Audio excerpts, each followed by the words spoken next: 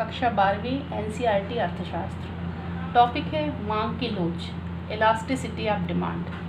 मांग की लोच का संबंध मांग के नियम से भी है, दोनों एक दूसरे से जुड़े हुए हैं। तो मांग की लोच यदि हम समझना चाहते हैं तो मांग का नियम हमें पहले पता होना जरूरी है। तो जैसा हमने पहले देखा था, मांग के नियम में क्या देखा था कि मांग के नियम के अंतर्गत वस्तु की कीमत और खरीदी जाने वाली मात्रा में एक दूसरे में विपरीत संबंध होता है। कैसे विपरीत संबंध होता है? यदि वस्तु की कीमत कम होती है तो मांगी जाने वाली मात्रा अधिक होती है, और वस्तु की कीमत अधिक होती है तो मांगी या खरीदी जाने वाली मात्रा कम होता है। यानी मांग के नियम के अंतर्गत वस्तु की कीमत एवं खरीदी जाने वाली मात्रा में केवल परिवर्तन बताता है, परिवर्तन की दिशा बताता है। जो कैसा संबंध होता है? विपरीत। तो परिवर्तन की दिशा बस बताता है कौन? मांग का नियम।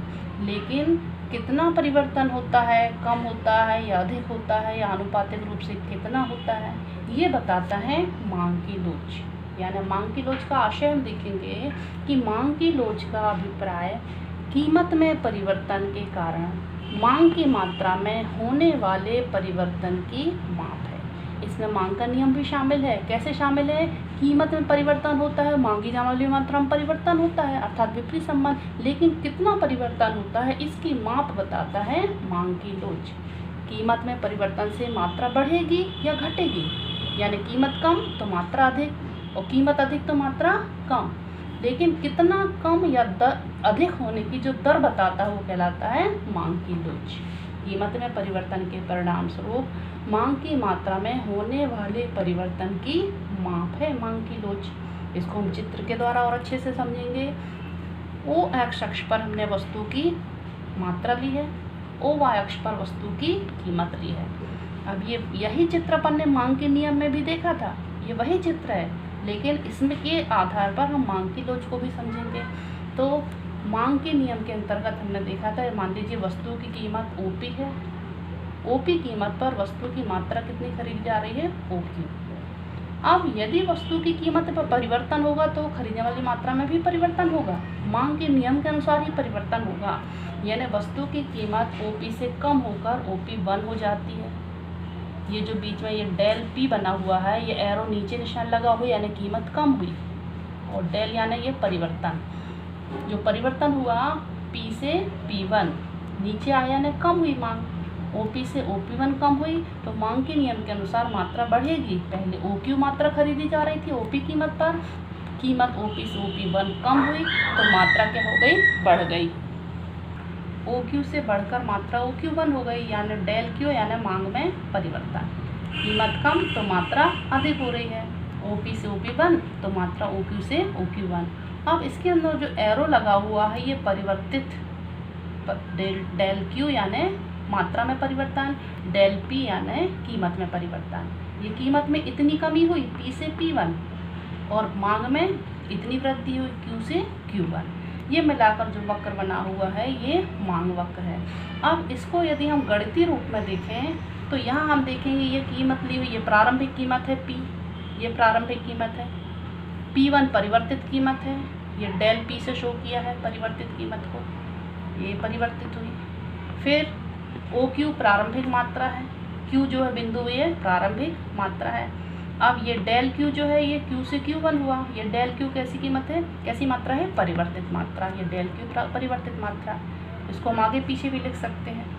तो डेल Q और डेल P हमने देखा मांग की लोच के अंतर्गत, ये परिवर्तन हुआ, कीमत कम तो मात्रा अधिक। अब मांग की लोच को सूत्र के द्वारा यदि हम शो करेंगे तो उसका सूत्र है EP द्वारा डेल Q बटे Q पूरे के बटे डेल P अपॉन P। ध्यान रखना है कि कीमत हमेशा हमको नीचे ही लेना है, मात्रा ऊपर और कीमत नीचे, यानी परिवर्तित मात्रा बटे प्रारंभिक मात्रा बटे परिवर्तित कीमत बटे प्रारंभिक कीमत। अब इस सूत्र का हमने सरलीकरण किया है। सरलीकरण करने के लिए ये ऊपर और सबसे नीचे वाला पहले लिखेंगे, डेल Q इंटू Q, ये 2 हो जाएगा, डेल Q इंटू Q नहीं P, del Q into P, ये सबसे ऊपर और सबसे नीचे, ये ऊपर आ जाएगा, उसके नीचे आ जाएगा ये बीच वाला, ये Q और डेल P। यानी डेल पी इंटू क्यू। ये एक सूत्र का सरलीकरण हो गया। अब इसको इस तालिका के द्वारा और हम निकालेंगे कि मांग की लोच कैसे निकाली जाती है। तो इस तालिका में हमने देखा यदि वस्तु की कीमत 5 रुपये है और मात्रा कितनी है 100 इकाइयाँ, 5 रुपये से 4 होने पर मांग के नियम के अनुसार कीमत कम हुई तो मात्रा बढ़ गई, 100 से कितनी हो गई 150। तो इनमें प्रारंभिक कीमत परिवर्तित कीमत है, प्रारंभिक मात्रा है, परिवर्तित मात्रा है। तो इनके बीच का परिवर्तन भी अपने को देखना है कि कितना परिवर्तन हुआ। तो सबसे पहले हमने 5 रुपये कीमत ली थी तो पी प्रारंभिक कीमत हो गई, यानी पी बराबर कितनी हो गई प्रारंभिक कीमत 5। अब परिवर्तित जो कीमत हुई 5 से कितनी हुई 4 हुई। तो इनके बीच का हम अंतर देखेंगे कितना परिवर्तन हुआ। तो 5 में से 4 गए 1, तो परिवर्तित कीमत हो गई 1। इसी प्रकार से मात्रा देखेंगे, प्रारंभिक मात्रा ये हुई, इन दोनों के बीच में परिवर्तन हुआ और डेल मात्रा हो गई। तो प्रारंभिक कीमत हुई 100 और परिवर्तित कीमत कितनी हो गई 150 में से 100 गए तो कितना हुआ 50 हुआ। तो ये अंक निकाला है, इसको अपने सूत्र में रख दिया, del Q into P. Del Q है 50, पी है 5, del P into Q, del P है 1 और क्यू है 100। ये 100 काटा हमने तो ई पी बराबर आ गया 2.5। 2.5 यानी 1 से इकाई से अधिक है। तो इसको हम इस तरीके से लिखेंगे कि मांग की लोच जो है वो इकाई से अधिक हुई। तो ये मांग की लोच को हमने चित्र इसके तालिका इसके द्वारा देखा कैसे निकालते हैं। इसका एक सूत्र और है जिसको मैंने इस तरीके से लिखा हुआ है, अथवा ई पी बराबर मांग में प्रतिशत परिवर्तन बटे कीमत में प्रतिशत परिवर्तन। कीमत हमेशा नीचे लाना है, जैसे इसमें भी अपन ने नीचे थी। तो मांग में प्रतिशत परिवर्तन बटे कीमत में प्रतिशत परिवर्तन। इसको इस तरीके से देखेंगे हम, यानी कितने प्रतिशत परिवर्तन हुआ। ये जो कीमत P से P1 हुई थी कितना प्रतिशत, मात्रा Q से Q1 बढ़ी थी तो कितने प्रतिशत बढ़ी। तो इसको यदि हम इस तरीके से लिखें, मान लो ये ज़्यादा वृद्धि हो रही है, ज़्यादा कम हो रही है, तो ये कितनी बढ़ रही है। तो इसको यदि हम प्रतिशत में लिखेंगे, मान लो कीमत में 15% की कमी हो रही है, ये 15% की कमी हो रही है, तो मात्रा में कितनी वृद्धि हो रही है 30%। तो मांग में प्रतिशत परिवर्तन 30/15 बराबर कितना आ गया 2, यानी मांग की लोच ये भी कैसी हुई इकाई से अधिक। अब हम देखेंगे मांग की लोच की श्रेणियाँ। तो मांग की लोच की 5 श्रेणियाँ हैं। इन 5 श्रेणियों के लिए यदि हम इसी क्रम में तैयार करेंगे तो कभी नहीं भूलेंगे। तो उनका क्रम बनाया है। सबसे पहले है पूर्णतया लोचदार मांग। पूर्णतया लोचदार मांग वह मांग होती है जिसमें वस्तु की कीमत तो एक ही होती है, यानी निश्चित होती है, और उसी कीमत पर खरीदी जाने वाली मात्रा बढ़ भी सकती है और घट भी सकती है। जैसे पहले ओपी कीमत थी तो खरीदने वाली मात्रा ओक्यू हो गई। अब कीमत में कोई परिवर्तन नहीं हो रहा, तब भी मात्रा ओक्यू से बढ़कर ओक्यू 1 हो गई। तो ये हम देखेंगे ये स्थिति काल्पनिक होती है। काल्पनिक यानी ये हम वास्तविक जीवन में कभी नहीं देखते कि बाजार में वस्तुओं की कीमत अपरिवर्तित हो और मात्रा परिवर्तित हो। तो ये मांग की लोच होती है काल्पनिक। इस मांग की लोच को हम ई बराबर अनंत, ये अनंत का निशान है, ई बराबर अनंत होती है मांग की लोच। अब इसके बाद इसको याद रखने के लिए कैसे याद रखना है, पूर्णतया लोचशीलता काय में है मात्रा में, ये बढ़ रही और घट रही, यहाँ नहीं हो रही। पूर्णतया लोचदार मांग, ये पूर्णतया लोचदार जो मांग है वह मांग में लोचशीलता है, कीमत में कोई लोचशीलता नहीं है। अब दूसरा देखेंगे हम, इसके बाद इसका जस्ट उल्टा पूर्णतया बेलोचदार मांग। पूर्णतया लोचदार मांग में मांग वक्र जो है वो OX अक्ष के समानांतर है। पूर्णतः बेरोजगार मांग इसका उल्टा, इसमें मांग वक्र OX की जगह OY के समानांतर हो गया। यानी चित्र में क्या दिख रहा है कि वस्तु की कीमत OP होने पर खरीदने वाली मात्रा OQ है। अब वस्तु की कीमत OP से बढ़कर OP1 हो गई, तब भी खरीदने वाली मात्रा OQ है। यह स्थिति भी काल्पनिक है। ऐसा वास्तविक जीवन में नहीं होता कि वस्तुओं की कीमतों में परिवर्तन हो लेकिन खरीदने वाली मांग अर्थात मात्रा में कोई परिवर्तन ना हो। तो ये स्थिति भी काल्पनिक है। पूर्णतः बेलोचदार मांग में बेलोचशीलता काय में है मात्रा में, मांग में, यहाँ बेलोचशीलता स्थिर है। ये इस प्रकार की मांग की लोच ई बराबर 0 होती है। ये दोनों स्थितियाँ काल्पनिक हैं। पूर्णतः लोचदार मांग, मांग में लोचशीलता, पूर्णतः बेलोचदार मांग, बेलोचशीलता इसमें मांग में। अब इसके बाद तीसरे नंबर पर देखेंगे हम लोचदार मांग। लोचदार मांग वह मांग होती है जिसमें वस्तु की कीमत में ठीक जितना परिवर्तन होगा, ठीक उतना ही परिवर्तन खरीदी जाने वाली मात्रा में होगा, किंतु मांग के नियम के अनुसार ही अपने को देखना है। यदि वस्तु की कीमत OP है तब खरीदी जाने वाली मात्रा OQ है। अब वस्तु की कीमत OP से बढ़ रही है, OP से OP1 हो गई, तो मांग के नियम के अनुसार जब वस्तु की कीमत बढ़ती है तो खरीदी वाली मात्रा कम होती है। तो OP से बढ़कर जब OP1 हुई तो खरीदी जाने वाली मात्रा OQ से घटकर OQ1। लोचदार मांग में हमें ध्यान रखना है कि ये अंतर एक समान हो, यानी जितनी कीमत में वृद्धि ठीक उतनी ही मात्रा में कमी। या इसका उल्टा भी देख सकते हैं, कीमत कम तो मात्रा अधिक। लेकिन ध्यान रखना है कि लोचदार मांग में ये परिवर्तन की जो दर है ये निश्चित होती है। यदि हम इसमें प्रतिशत में देखें तो मान लीजिए 25% की वृद्धि हो रही है कीमत में, तो मांग भी 25% ही कम होगी।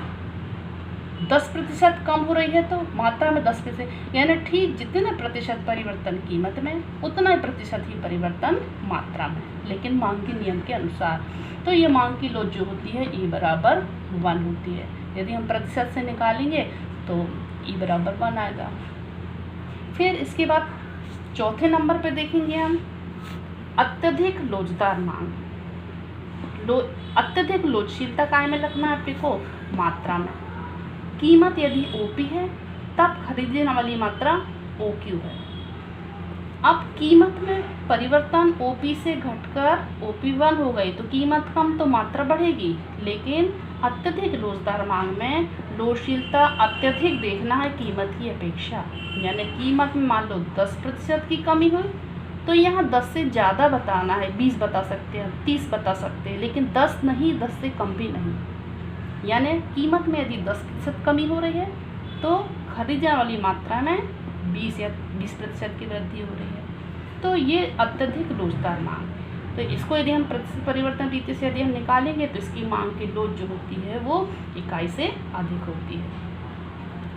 तो अत्यधिक लोचदार मांग में ध्यान रखने के लिए अपने को लोचशीलता अधिक बताना है काहे में? मांग में। इसके बाद 5वें नंबर पे देखेंगे हम बेलोचदार मांग।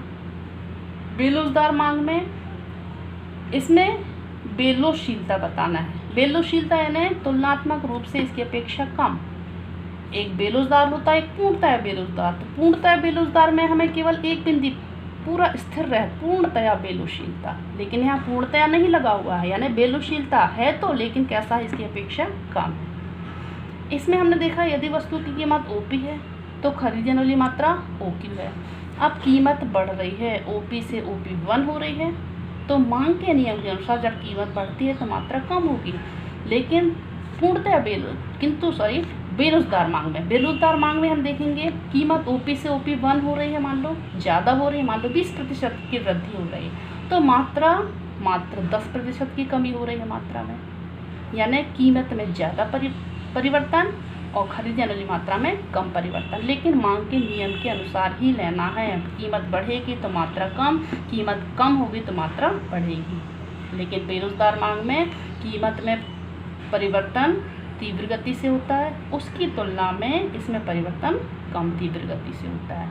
इसकी मांग की लोच यदि हम सूत्र से निकालेंगे तो मांग की लोच इकाई से कम आती है। तो ये मांग की लोच की श्रेणियाँ हुई। अब इसमें प्रश्न बनते हैं। प्रश्न कौन कौन से बनते हैं? मांग की लोच से क्या आशय है, मांग की लोच को हम किस प्रकार से निकालेंगे, मांग की लोच को की विभिन्न श्रेणियों को दर्शाइए।